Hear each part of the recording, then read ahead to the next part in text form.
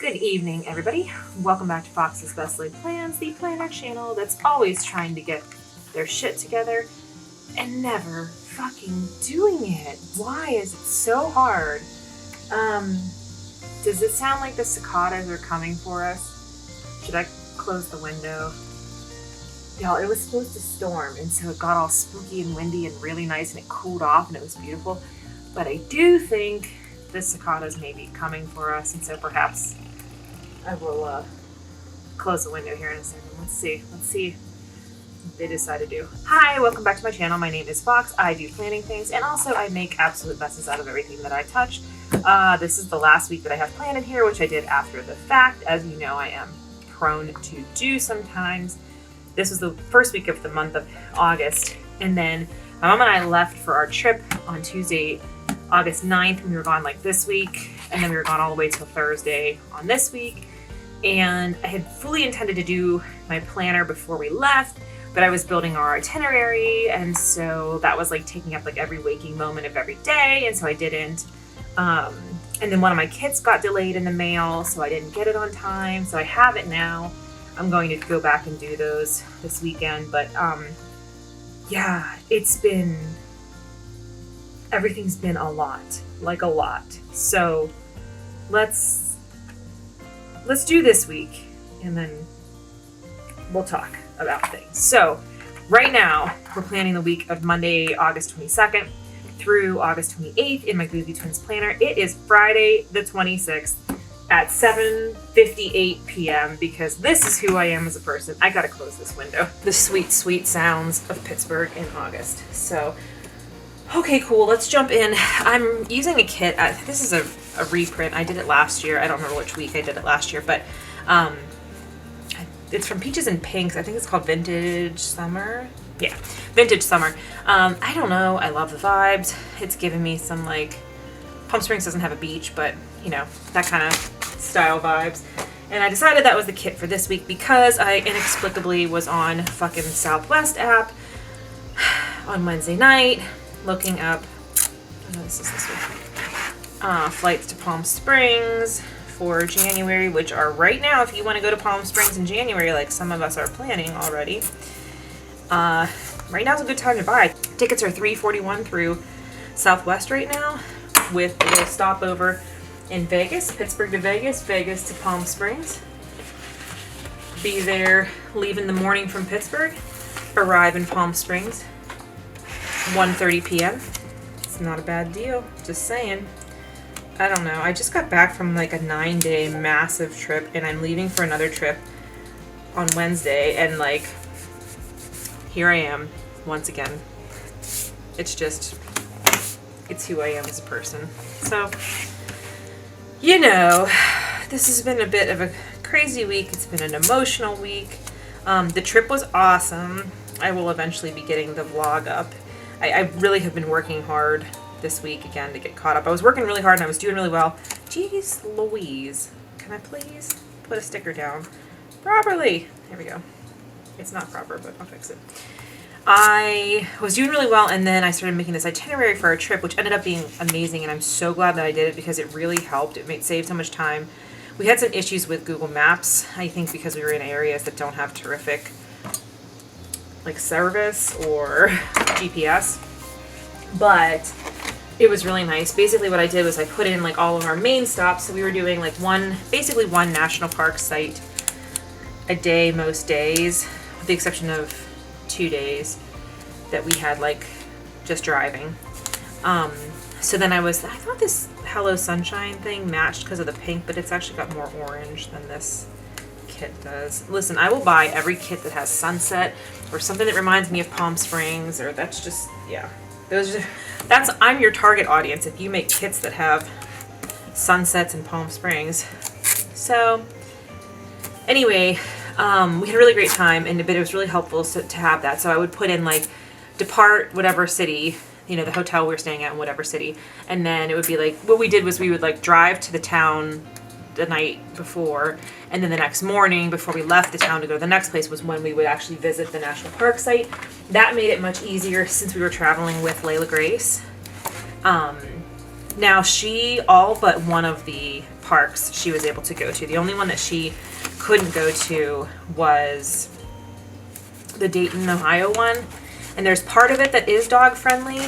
That's like, so the Dayton is aviation. That's the National Aviation Trail. And there's like a bunch of different sites. The main one is like there's the main visitor center there. And it's about the Wright brothers. And also there was a poet named Paul Dunbar, who I had never actually even heard of, but he was a very prominent black poet from Dayton, Ohio. And he was actually like a classmate of the Wright brothers, so like the same time frame and everything. And I'd never actually heard of him. And so the visitor center is like partially dedicated to flight and aviation and the Wright brothers, and then partially dedicated to Paul Dunbar and his poetry. So that was really neat. We got to see something totally new. We have seen Kitty Hawk before. It was before we did national park passports, so I have to someday return to that and get my stamp there.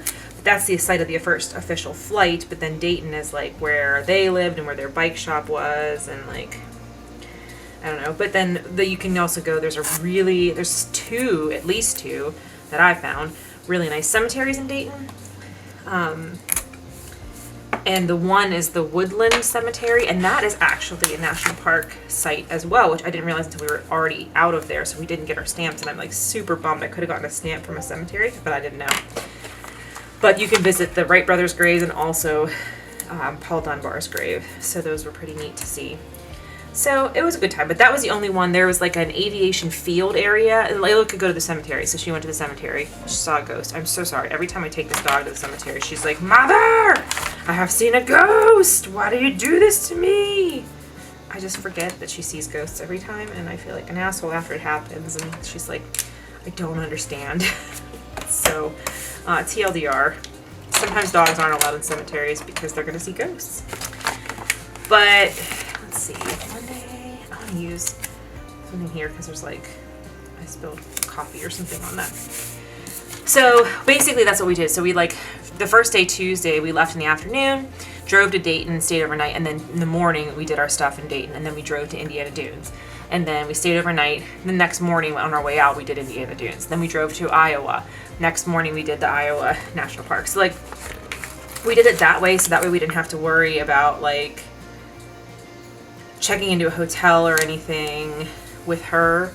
The only place she couldn't go was the Wright brothers, and basically it was 65 degrees and raining that day, or actually that day was colder. It was 60 degrees and raining. So we were able to just keep the car running with her in it because we had one of those push button starts. So she was able to just stay in the car because it wasn't hot, and we had a little bed set up for her and everything. So that worked out. But that was the only one she couldn't go to. And then we did a boat cruise when we got to Pictured Rocks. Y'all, if I ever leave Pittsburgh and don't go to the desert, I'm probably going to end up in the UP. I don't know what it was about the Upper Peninsula of Michigan that I just fell in love with, but I felt like, well, I like it here. I was just super into it. I don't know why. And one of my favorite TikTokers is he lives in the UP, and I really like his, he does cottagecore food ASMR. When I tell people I like food ASMR, they're like, ASMR, that's that weird stuff. But that's not what I like. I don't like the ones where the people with the long fingernails go like this and do the hairbrush or whatever, those kinds of things. That doesn't, no. But I like cooking ASMR. I like when people do cooking videos and they play the sounds of the chopping or the sizzling or those kind of, ooh, that I just, it relaxes me so much. I just think it's so calming to watch. And so there's this YouTuber, or not YouTube, TikToker that I follow named Old Time Hockey, and he lives in the UP, and he does cottagecore, and he has a VCR, and he has old Nintendo systems, and he's always like, "Oh, hello, buddy." And I want you all to know that I finally tried a Werner's Cold Pop, and sadly, I didn't love it. Maybe I hyped it up too much in my brain. So that's one of the things in his videos. He always, at the end when he does his cooking, he's always like, and of course, a Cold Pop. And he always has a Werner's, which is a Michigan-based brand of pop. And I was so excited to try it. It is ginger ale, but it it doesn't actually have any ginger in it, so it's not like a Canada Dry. But it was like not bad, but I was expecting like a tangy ginger kind of thing, and it was more like tasted like I brought home one home for husband. He's like, this tastes more like a cream soda, and I was like, yeah, you're kind of right. That is kind of the vibe. So sadly, cold pop was not for me, but the UP otherwise abso-fucking-lutely was for me. I loved it. I don't know what it was. And we went to Pictured Rocks, which is a national park site. And it's best seen, it's these beautiful cliffs here. I'll put a picture up of one of the cliffs. It's best seen from a boat. So we did a boat ride. And that was one of the things that Layla Grace couldn't come on. But what we did was we were staying like 5 minutes from the site of the cruises. And we were like, here, the cruises were 5 minutes this way. The national park was 5 minutes this way. So it was like perfect. And we were right on the water. We could see Lake Superior in the morning. We visited 4 out of the 5 Great Lakes. So Michigan, Superior, Huron, and Erie. The only one we didn't see was Ontario. And I gotta say, Superior was the best. It's gorgeous. And it was like these deep blues and then these like clear aqua blues. And I loved it. I just loved it so much. But we were able to check into our hotel in like the afternoon, put Layla in her pack and play, and then we went to the boat cruise and then came back. And then the next morning we went into the park, and they have a Bark Ranger program. So she was able to get her Bark Ranger there. If you're not familiar, Bark Ranger is a new program the national park started where your dog takes a little oath and swears that they will abide by the bark policies. Bag your own poop, always be on a 6-foot or shorter leash, respect the wildlife, and know where you can go. Like, know which trails are dog friendly and which trails you can't be on. And so then they take their little oath, and then like Indiana Dunes, she did it, and they had a whole pamphlet. She had to write an essay about a hike that she had to do, a little hike, write an essay about the hike, and then answer some questions. And then like there was like a free form, like a picture of a thing that a dog would use, and then she had to write like what she would use it for. So like a leash, like I would be on a leash so my mom doesn't lose me. Like a water dish, I would have a water dish because it's hot out and I want to stay hydrated. You know, like she did really well. She really wrote good essays, and I'm proud of her. But then she got a little key tag for her collar that says Indiana Dunes Bark Ranger, and they have them at Pictured Rocks, but their western visitor center where we were is under construction, so they didn't have any items for sale. And then they have their eastern one was like a far drive, and we didn't have time to go all, it would have been like another hour on our day, and we had a long drive that day, so we couldn't add that in, unfortunately. So clearly we have to take her back to the UP. Not that I would mind, because I had little stickers here and I didn't use them because I was running my mouth. So anyway, it was a blast. The trip was really, really good. We saw so many cool things, and I'm really glad that we did it. And it was nice too, because like our final night before we came home was my parents' anniversary, and so it was nice to like not be at home and be like, I don't know, somewhere out of the house for my mom, I think. So we were staying on Lake Erie that night. We got this like amazing sunset. We went and had a really good dinner, and cocktails to go are legal in Ohio. We were in Lorain, Ohio. And so we got to take our cocktails, and then we watched What We Do in the Shadows and drank our cocktails in our Airbnb. So it was a really good night. So on the topic of my dad, so Monday the 22nd was the first anniversary of his passing. So I thought about taking the day off, and like, I don't know, because I didn't know what I was going to feel like. And I decided in the end, I was like, no, you know what, better to keep my, keep my mind busy for the day and be at work. It'll be fine. And I think that was okay. And then after work, I had to do my workout, and then we went up to the cage, and I was like, I felt this like, so my dad died, if you're new here, hi, I lost my dad last summer. He had small cell lung cancer, which is like, the worst. Like, if you're going to get cancer, you super duper want to be like, don't give me that one. It's very aggressive, spreads very fast, and the problem with it is that it does not often present as a problem until it has already spread. So in my dad's case, he never had, even to the day he died, he never had any lung symptoms at all. Never had a cough, never had shortness of breath or trouble breathing or anything like that. He found it when it had already moved to his liver, and his liver was just like completely covered in tumors at that point. Now, he was diagnosed in August of 2020, so he made it about a little over a year, which is kind of like the average prognosis. But for as bad as he was, like, he was in acute liver failure, like he was in such bad shape, and for him to like bounce back and have a wonderful year. That we went on two vacations, one a really big one just like a long weekend. He was like so excited and happy and feeling good for Christmas that year and Thanksgiving, and like, I don't know, his oncologist even said, you know, in the final like month before we knew, it was like, we thought he was just going to be changing his treatment plan around a little bit. We didn't realize he was going to go downhill so quickly.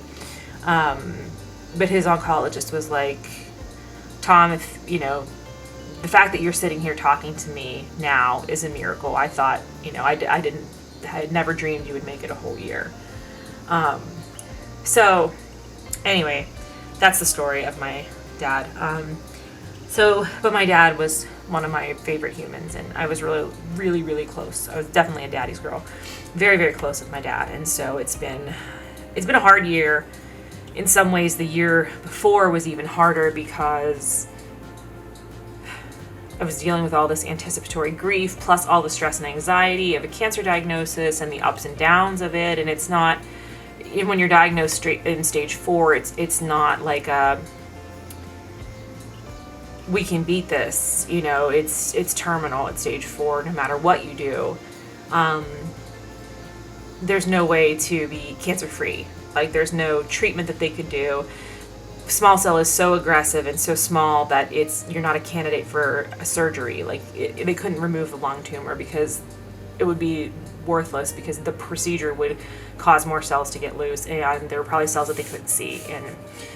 And it spreads to the liver very easily, and it spreads to the brain very easily, and none of the chemos pass the blood-brain barrier, so you have these 2 treatments going on. So he had targeted radiation for brain mets, I want to say 4 times, maybe 5, and every time it was successful, but then another one would pop up. And the alternative being whole brain radiation, which could be, if he had been like younger, maybe would have been more of a candidate for that.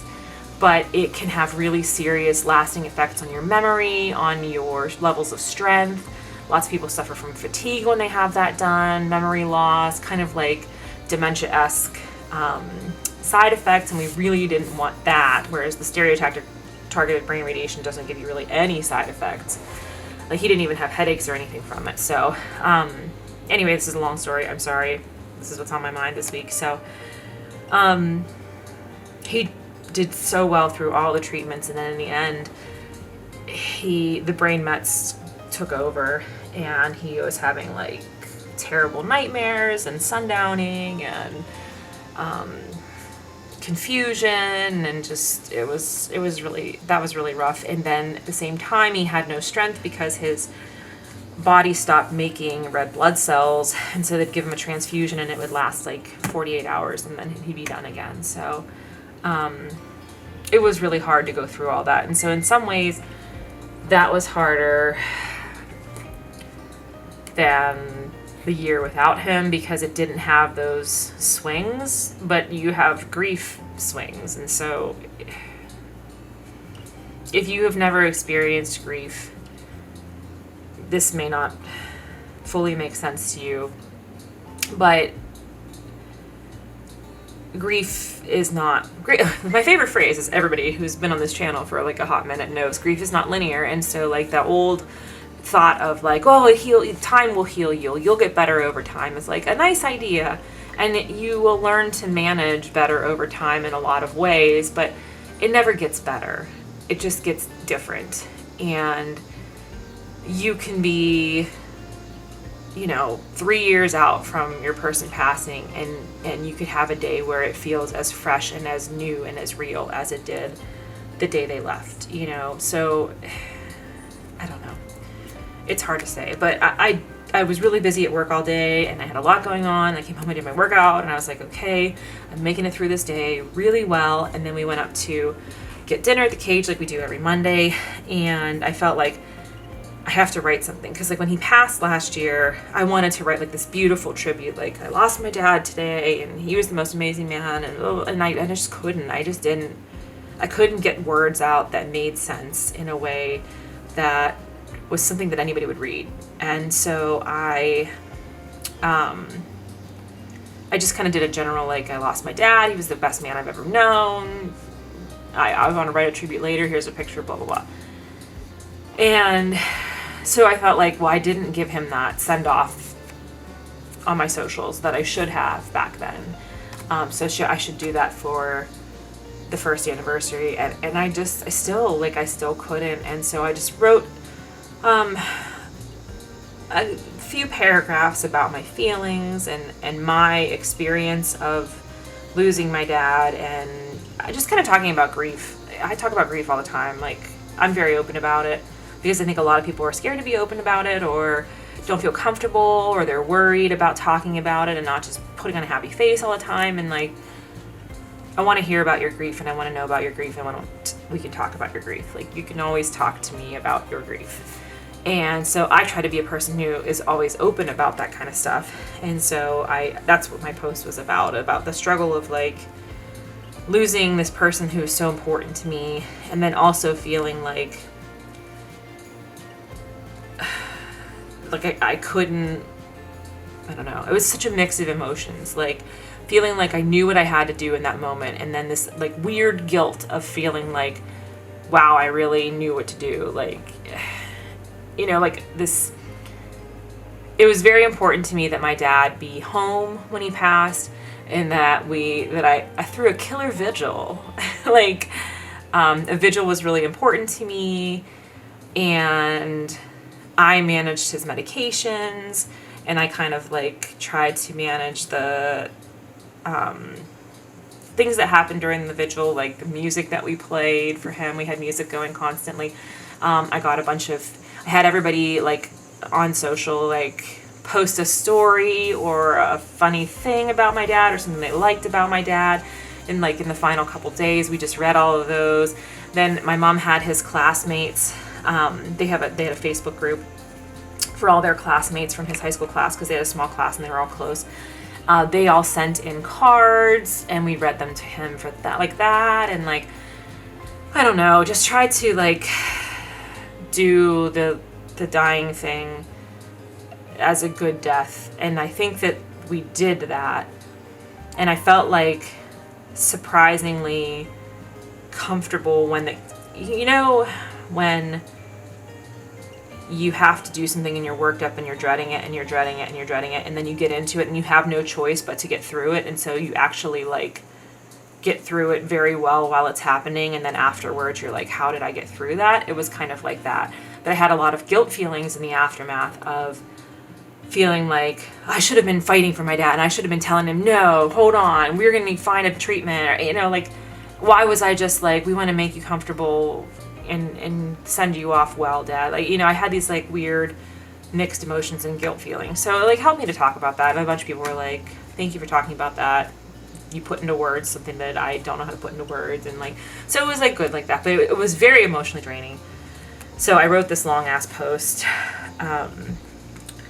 That's where I was going with this. And now I'm doing a long ass explanation of it. So this video is going to be very long. I apologize. I was trying to knock it out fast, and then I got started talking.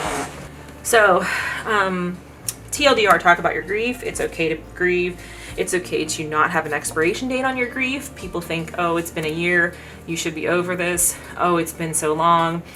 There's no timeline on grief. There's no timeline on grief, and it's not linear. So it's not point to point, getting better.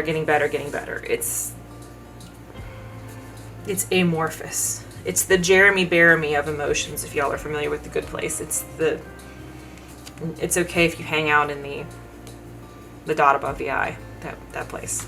And it's okay if you're somewhere in the mix. It's okay wherever you are in your grief. It's okay to grieve. Okay. I wrote in my notes here, extra griefy. I was extra griefy that day. But I did do some other things, so I'll put those in here too. And I was like emotional, and I like preemptively, since we were going out to the bar, I did preemptively like set an alarm in husband's phone for 11:30 at night. I was like, get your wife some Gatorade. So like at 11:30 I was in bed, and he came up and he brought me a Gatorade on ice with a swizzle straw, and he's like, you need this, babe. I don't know. And I was worried that I would just like do that thing where I'm anxious and I don't pay attention to what I'm drinking because I'm sad or anxious, and then I end up having one drink too many, and I had to work the next day, so I didn't want that to happen. And I didn't end up doing that because I kind of was like really in touch with how I was feeling at the time, and so it was okay. But he was like, babe, I'm bringing you your Gatorade, and I was like, thank you. I appreciate it. So I did a Leslie Sandstone tape that day. What else did we do that day? We went to the cage. Oh, and I'm working on my CEs because I'm trying to get those all done by, that's continuing education. If you are new here, hello, I am a pharmacist. What should I use for CEs? Those.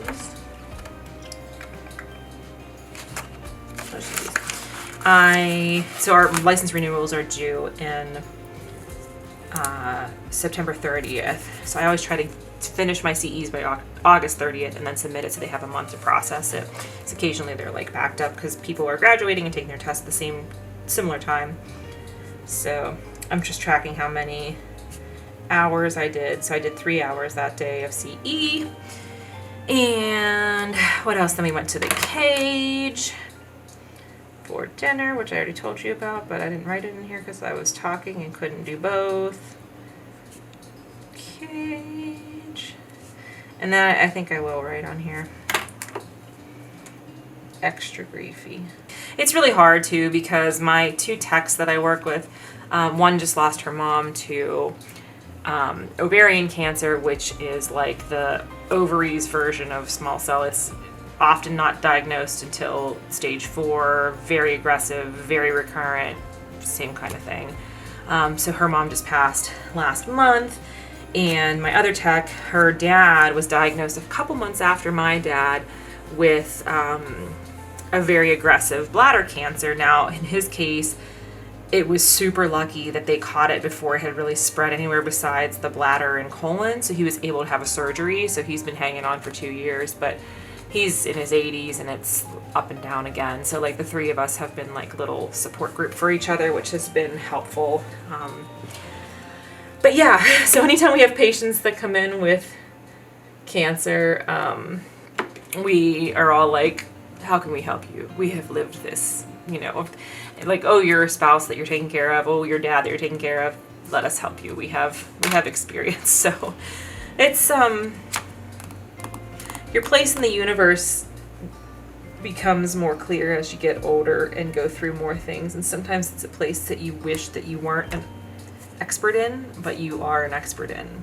And if you can help somebody else with that, that makes it a little bit easier. It makes you feel like, well, okay, I'm helping somebody, so I got that going for me. I don't know where I'm going with this, y'all. I'm just, let's focus on here. Okay, so Tuesday I worked again. Another really busy day. I got a lot done at work, and I got 4 CEs done that day while I was in between patients, so that worked out really well. I've just been like using my lunch break in the mornings after, like, I'm doing them at home, and then I go like in and log them. I have a hard time reading on the screen. I can like read on the screen to read like Facebook or stuff like that. Like sometimes some news, like blog articles, I can read. Listables, things that have pictures I'm good with. But like when I have to read to study and learn things, I have a really hard time. I always have to print it down and then go through it on paper. So I have been like printing them and like working through them in the morning, and then when I go into work to log it, I just log it, the questions, because I've already done the work at home. So I got 4 done that day, so I killed it at the beginning of the week, and then it kind of fell off. So We had to register for... We went to this cool event last night at the Benedum, and I had to register for it. This is all back planning, so you know how this week went. So the Benedum is like our big theater where like all the Broadway shows and everything come, and they have these amazing old chandeliers all throughout it and all these beautiful glasswork. And apparently every year when they have like a break of a week or so between shows, they bring them all, they lower them all, and they do their big cleaning of them and replace the bulbs and whatever. And they had it open to Cultural Trust members. So that's one of our philanthropies that we do, is the Pittsburgh Cultural Trust. And so it was like a free event, and you got to see all of them up close, and like you got to get your picture with them and see all the details. And then they had a nice little presentation about the history of the theater and the history of the glass and the design and the art and the decorations in the theater. So that was really interesting. And then they also gave you free cheese and wine. So good all around. That was really nice. But that we had to register for that on Tuesday, and then it was last night. I did 20-minute strength training. I'm using too much blue. I gotta use some pink here. I did an awesome, I really loved this one. Who was it? It was not Ben Aldis. Who's the other guy? John Hoskins? No, I did a John Hosking post-run stretch, and it was Ben Aldis that I did the strength training. Okay. I did videos with both of them this week. So no, it was not John. It was Ben. I really liked the setup of it. It was a 20-minute strength, and it was full body strength. So it was like 7 minutes of upper body, 7 minutes of lower body, and then 4 or 5 minutes of core. And I thought it was really good. Okay, so then we had HelloFresh for dinner that night. Did we? Yeah. And then there's the cage on Wednesday. That's right. Speaking of HelloFresh, I gotta go cook dinner. I'm all out of sorts today. The last 3 days have been really, really busy. Like I had like front load the grief and emotions on Monday, and then like put a bunch of shit during the week and try to like do your life. Did not work very well. We made the HelloFresh pork fajita lettuce wraps. They were excellent. Highly recommend that recipe. I do wish that HelloFresh had an option that you could choose, like you could pay a premium and get like a less fatty ground pork and ground beef, because they are like, the ground beef is always like the 85%, which I never use. And I'm sure it's more flavorful to be that way, but when I'm like tracking my macros, I'm like, oh God, this is so fatty. And then the most important thing of the day here was that our D&B tickets arrived for the Gorge next week. So that's exciting.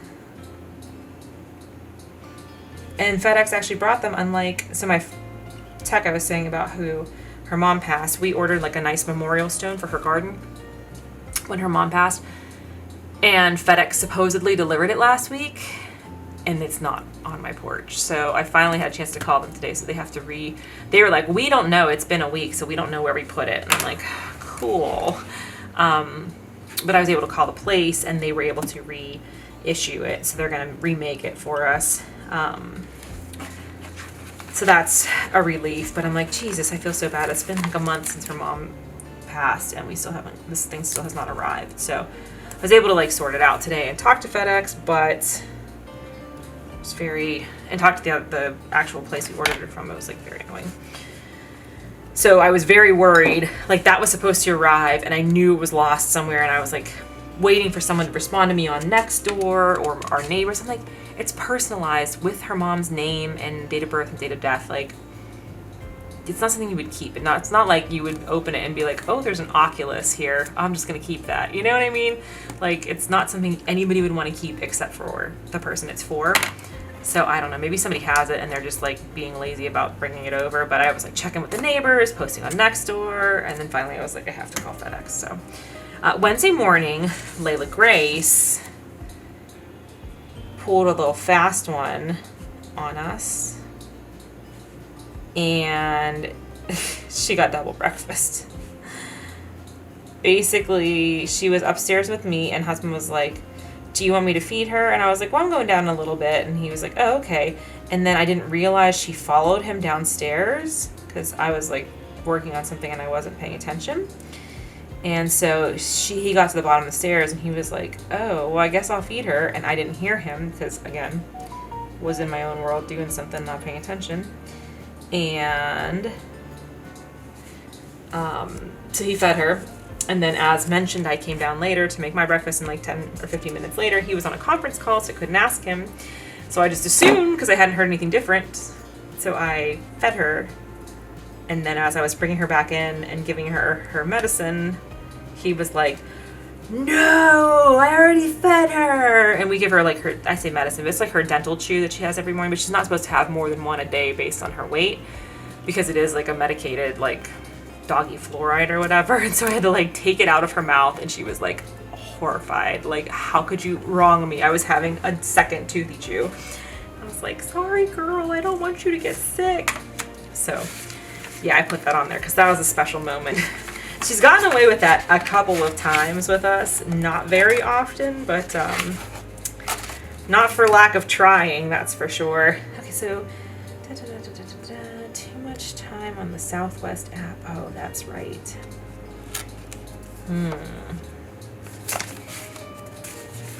I'm like, I gotta just stop because I have shit to do, so I'm gonna cut this. I'm gonna finish this day and cut myself off here. But yeah, then I was answering like work texts. I had to talk to my partner about some stuff because it was her first day in. I didn't want to bother her with stuff while she was off. We try to kind of do that with each other. Any of these? I'll use these ones. After my lashes, there's a couple of staples that we only ever buy at Trader Joe's. Like, one of them is salt. I only buy Trader Joe's salt, and olive oil, because their olive oil is so freaking cheap. And so we were out of those things. I went to Trader Joe's, but I'm having my girlfriends over tomorrow night, and I was like way too hungry. I forgot to eat before I got my lashes done. I forgot to write my run in here too. I forgot to eat before I had my lashes done, and so I was like starving when I left there. And then I went to 2 grocery stores, which you know is a recipe for disaster. And I was like, when the girls come over, we're gonna need snacks. So I bought like 7 people's worth of snacks, even though there's only 2 people and a bunch of dogs coming to my house. So you know how that goes. We have a lot of snacks. But I hadn't been to Trader Joe's in like months, so I kind of needed to. 2-mile run, okay, and then drop off the car. We had to drop off the car for inspection. That was one of the other things that took up all my time. Mom's car. I had to take her car so I could get back and she could drive me to the place on Thursday. Basically, we were supposed to get the whole inspection done on Wednesday. It's husband's car, and then I have to go for my car next month. But I always take his because he doesn't have weekdays off, and I do.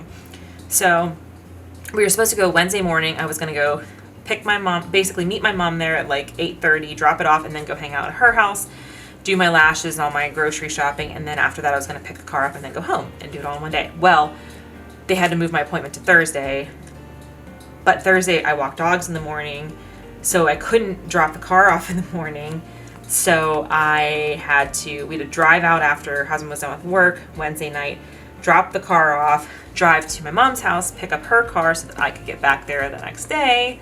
So it ended up, what should have been like, an hour of drive time was like 5 hours of drive time. And that set my whole week off, because then that made me unable to do my speed work this day. It made me unable to cook my dinner this day. I don't know. Everything was a mess. So, but I got, did what I could. And then we went to the cage. And then that was the day that I was spending too much time on the Southwest app. So we'll put that in there too. So I just I don't know. What started me off was that we went to the cage for dinner. I was editing pictures from my trip to the desert in January, and I decided to start looking at the Southwest app. So husband's company moved to, I have to put something down for my blood pressure. I've been really bad about checking my blood pressure, and I don't know where this behavior came from, because normally I'm on top of that shit. it's been fine. It's not like it's been high and I should worry about it. It actually has been kind of low, but nonetheless. So anyway, his company moved to unlimited PTO, and I was like, oh, well, you could take a day off at the front and the end, and then you could just work from home at wherever we go for like, we could leave on Wednesday, he could take Wednesday off, and then we'd fly back on Monday, so he could take Monday off, Wednesday and Monday, and then Thursday and Friday, we could be out there, and he could be doing his meetings remotely, and then Saturday, Sunday, we'd be out there to spend the whole day together. I was like, we can make this work. We can go to Palm Springs in January again, because now I guess that's my January trip every year, is get the fuck out of here and go to Palm Springs and Joshua Tree. So anyway, I am so sorry that I have rambled so much. This has been, and I didn't even finish the planner, and I have 4 days still to fill in here, but I really need to stop and get dinner made, because it is actually like 8:45 at this point, so I've been filming this for a long time. So anyway, thank you all so much for watching. Thank you for listening to my stories about grief. I want you to know that you can always comment about your own grief and talk to me about that. That is totally a thing. That is fine and good, and we should normalize talking about grief. So thank you for watching. Please subscribe if you are new here, and as always, please take care of yourselves and take care of each other, and I will see you in my next video.